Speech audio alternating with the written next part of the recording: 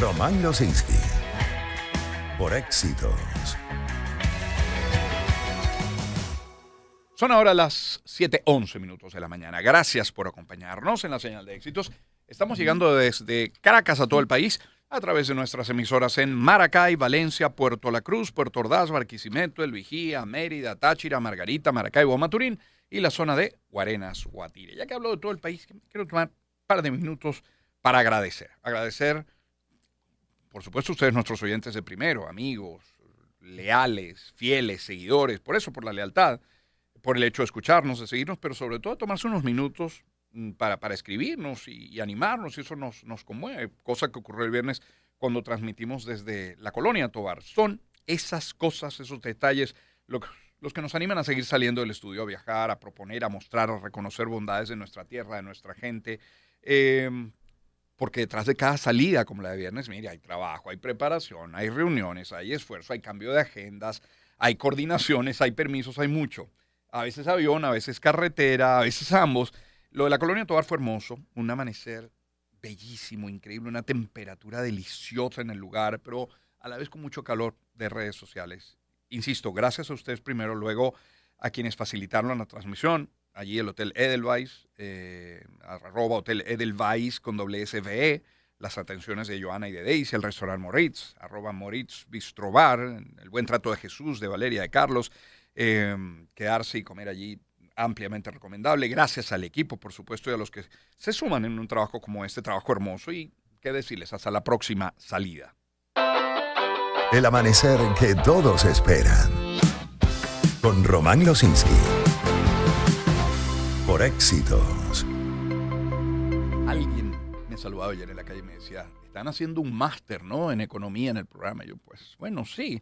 Podemos hablar de economía y economía es tema también, dos razones por las que la economía ha estado tan presente. Y mire usted, se produce petróleo, ¿no? Y eso es a lo que se dedica básicamente Venezuela. Se vende, entra dinero, se inyecta a la banca, divisas. Por cierto, la primera caja se destinó a adjudicación a la banca, eso es importante recordarlo, 300 millones primero, 200 millones después. Luego, comercios, empresas, industrias tienen como referencia, de nuevo, divisas. Trabajadores que quieren ya que sus salarios mejoren producto de esta nueva dinámica. Y el ciudadano, en general, usted y yo, nos hemos convertido en algo como expertos en materia de divisas también. Y con ello soñar con un crédito, con una mejora en el financiamiento. Quiero que hablemos de esta nueva dinámica cambiaria, de la posibilidad que podría estar habiendo, y lo hacemos con Hermes Pérez. Él es economista, profesor de macroeconomía de la Universidad Metropolitana, fue funcionario del Banco Central de Venezuela también. Bienvenido, ¿cómo está? ¿Cómo le va? Buenos días. Gracias por acompañarnos. Saludos a ti y a tu audiencia. Muchísimas gracias. Digamos, con la primera venta de crudo de Venezuela a Estados Unidos, se habló de $300 millones primero y $200 millones después. Pregunto, ¿cómo está funcionando el sistema de venta de divisas a través de la banca? ¿Es que es una asignación, es una adjudicación, es una subasta? ¿Cómo han sido estas dos primeras, la de 300 y 200, las recientes? Bueno, primero tenemos que decir que el mecanismo, este nuevo mecanismo, es distinto al que habíamos observado hasta 2025. En 2025 el Banco Central recibía divisas y las colocaba, las adjudicaba directamente a la banca, a todo el sistema financiero, incluyendo las casas de cambio. Una parte de esas operaciones incluso involucraban efectivo. En esta nueva fase, que entendemos que es provisional, según los anuncios, incluso del propio Banco Central, entonces se vendieron $500 millones, como usted bien lo dice, 300 y 200. Ojo, tenemos que decir que la última adjudicación que realizó el Banco Central de Venezuela fue el 15 de diciembre, y en promedio el Banco Central colocaba divisas, adjudicaba divisas en un promedio una vez a la semana, un poquito más de una vez a la semana. Entonces tuvimos todo enero y estamos a 9 de febrero y hemos tenido una sola venta o dos ventas de 300 y 200 millones.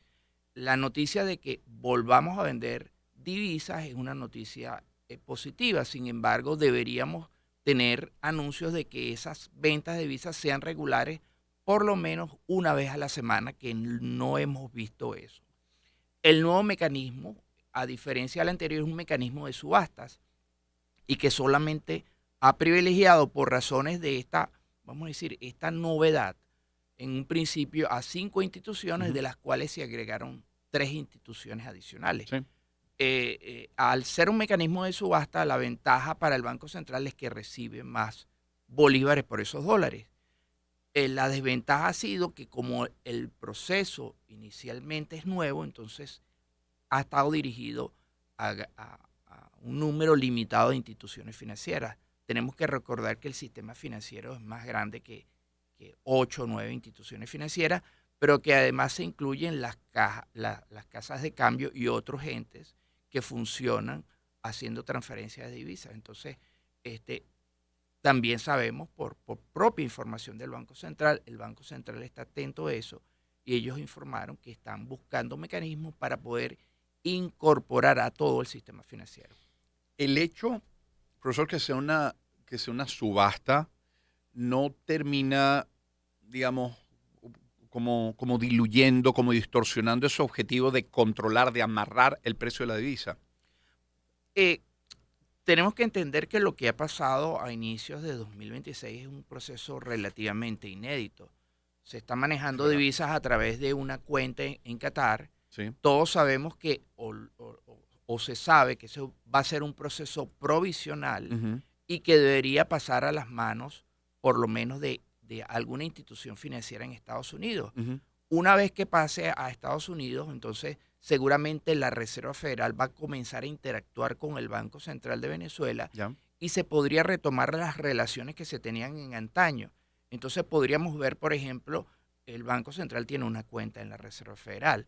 Al reactivarse esa cuenta, podemos ver entonces transferencias directas entre la Reserva Federal y el Banco Central y podemos incluso retomar el mecanismo de antaño, que era que nosotros recibíamos los dólares deteriorados, lo enviábamos a Estados Unidos, ellos nos devolvían el cono monetario nuevo e inclusive le hacíamos solicitudes 2 o 3 veces al mes de que haciendo una encuesta con todo el sistema financiero, bueno, mira, necesitamos tantos billetes de 100, tantos billetes de 50, tantos billetes de 20, tantos billetes de 5.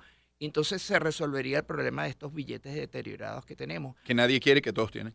Que nadie quiere y todos tienen. Pero anteriormente eso era un proceso transparente.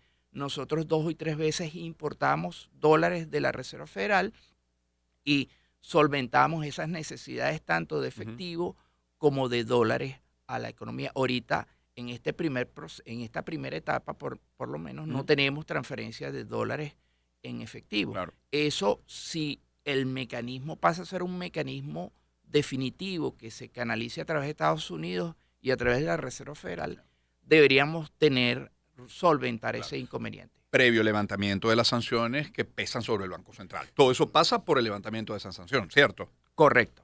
Es la pregunta que todos, ya usted lo asomaba en esta primera exposición, es la sostenibilidad, porque no depende ni siquiera nada más de Estados Unidos o de Venezuela. Entonces tiene que ver con los precios del mercado y con la demanda del petróleo. O sea, tiene que ver con mucho para que esto sea sostenible en el tiempo, ¿no? Claro, el mecanismo depende entonces que tengamos flujos continuos de ventas de petróleo y que esos flujos, parte de esos flujos, como ha sido regularmente en Venezuela, pasen a la economía. Venezuela, una de las características que tenemos por su dependencia con la actividad petrolera, sobre todo, la actividad petrolera es el principal oferente de divisas en el país. Claro. Entonces, una vez que se regularice ese mecanismo, el Banco Central dice que esto es un mecanismo provisional, o sea que deberíamos tener un mecanismo definitivo. Una vez que se tenga ese mecanismo definitivo, deberíamos tener una oferta constante de divisas y deberíamos tener un esquema definitivo para ofertar divisas. Nos acompaña el profesor Hermes Pérez, economista, profesor de macroeconomía de la Universidad Metropolitana, quien fue funcionario del Banco Central de Venezuela. Palabra cierta, se cayó una hoja en el estudio de la nada, de la pared. Profesor, le pregunto, cuando usted ve los bancos, los de la primera asignación y los que se han incorporado en la segunda, ¿les encuentra con las mismas características? Es decir, ¿son bancos grandes, son bancos sólidos, son bancos con corresponsalía o hay discrecionalidad en la asignación? Bueno, al parecer no hay efectivamente información de cómo fue esa primera etapa. ¿Ya? Podemos sospechar que esa primera etapa obedeció o esos bancos tuvieron ese privilegio porque tenían cuentas activas internacionales que tenían la posibilidad de tener acceso al código SWIFT. Ok. Entonces, eso facilita el proceso. Pero más allá de que eso haya sido así, el Banco Central aclara que está buscando mecanismos para aumentar la cantidad de entes que reciben eso y que esto es un mecanismo provisional. Entonces, tenemos que verlo así. Sí.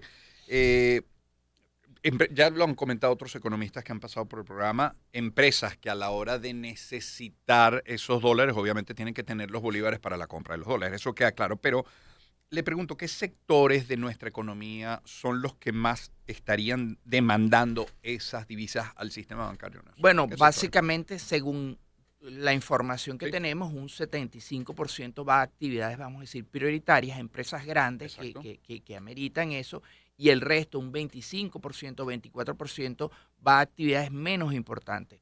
No está establecido el mecanismo hasta ahora, por ejemplo, de que haya asignación a personas naturales o a pequeños compradores. Más allá de eso, sí entendemos que con montos como 500 millones es posible que alguna parte de ese flujo permee hacia el resto de los sectores económicos. En todo caso, algún particular, algún ciudadano que haya recibido, lo ha recibido por montos mínimos, quizás por encima de los $200, pero pequeños montos y siempre en divisa digital, por lo que decía, no hay efectivo. No hay Ese efectivo no tal existe. cual. Y el proceso también hay que reconocer que ha tenido algunos inconvenientes.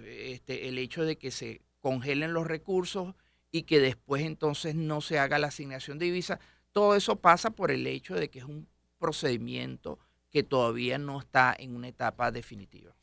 La banca, en términos generales, ¿qué información tiene? ¿Creció el año pasado? Y sobre todo, ¿qué expectativas habría para este año 2026? Bueno, el sistema financiero venezolano, por lo menos en lo que respecta al nivel de crédito, experimentó un enorme crecimiento en términos de bolívares. De 2024 a 2025 al cierre, los créditos en Venezuela crecieron en términos nominales 627%. Eso es un valor bastante importante. Cuando lo divides por el tipo de cambio, entonces tienes un crecimiento de 24%.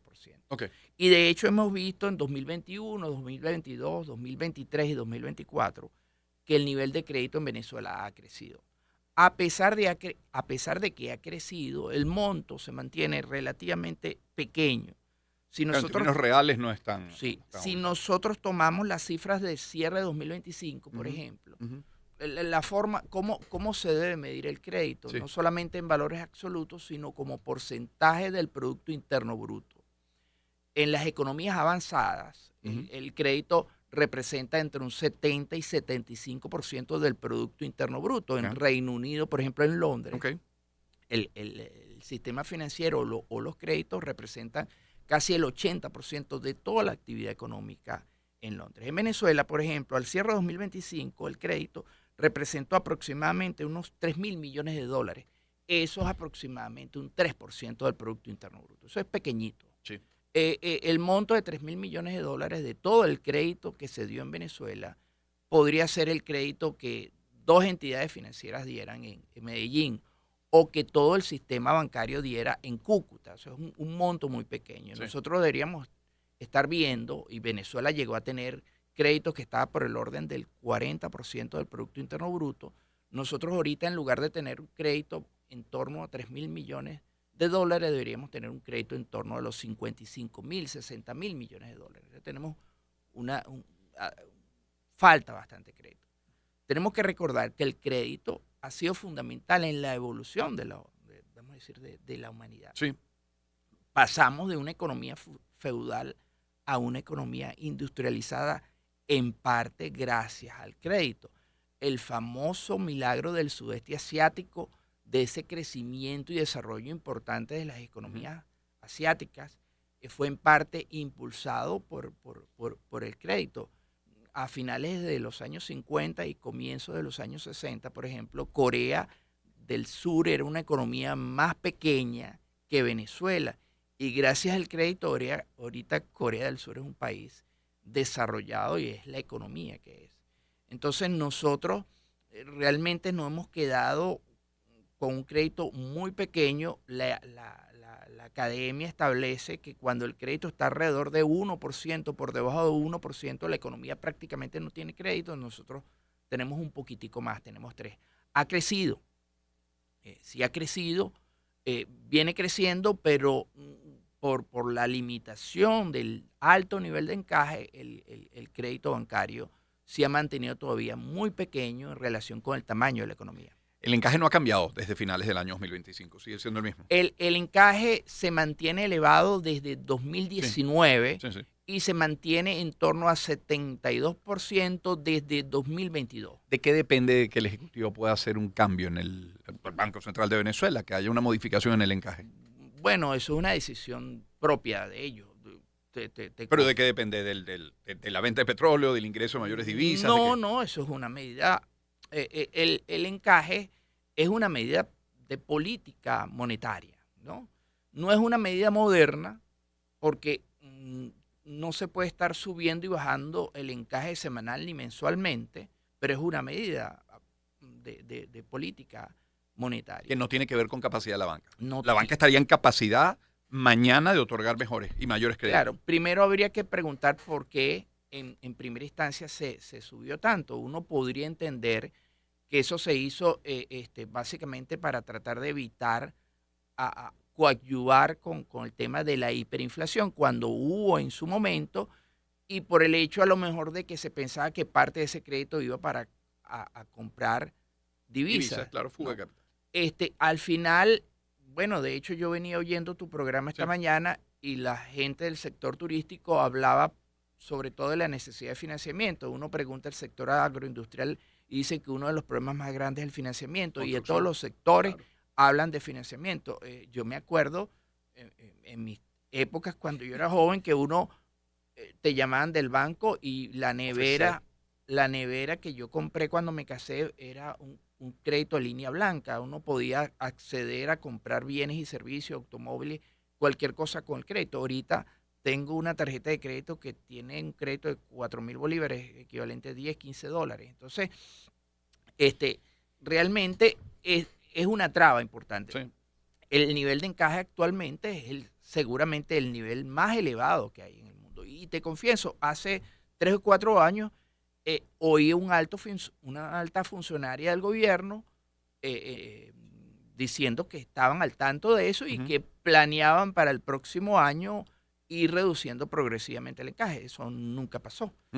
Más allá de eso, es un obstáculo importante para el crédito que funge, tiene un rol fundamental en el crecimiento económico y en la actividad económica en general. Es el profesor Hermes Pérez, quien nos acompaña, economista, profesor de macroeconomía, exfuncionario del Banco Central de Venezuela.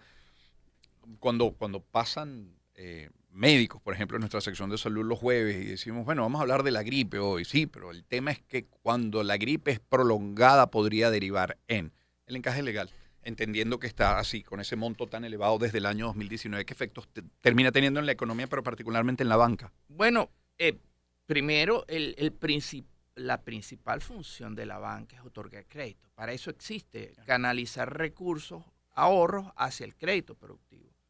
Cuando hablamos de actividad económica, el Producto Interno Bruto, una de las variables fundamentales es la inversión.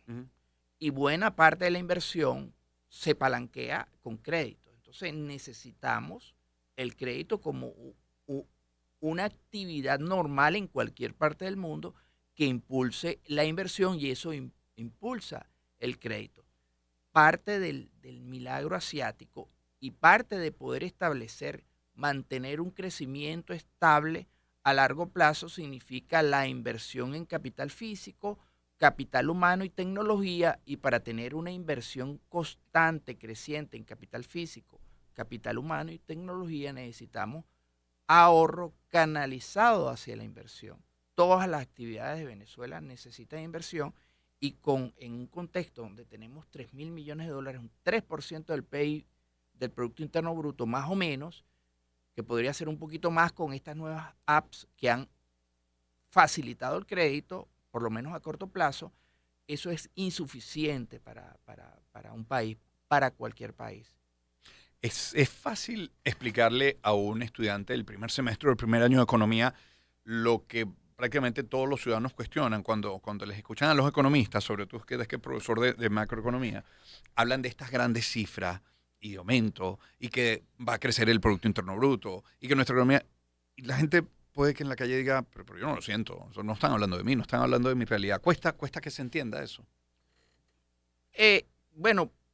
Cuando uno lo pone desde el punto de vista de Producto Interno Bruto y uno le dice que uno de los elementos fundamentales del Producto Interno Bruto es la inversión, y le muestras las cifras del crédito y el nivel de encaje, se cae en cuenta que esto es algo que no debería ser. Claro. O sea, tener un encaje de 73%, el hecho de que uno le diga al público, de cada 100 bolívares que usted tiene en el banco, la banca no puede prestar esa cantidad porque hay 73 bolívares que están retenidos para nada y que entonces no se pueden prestar.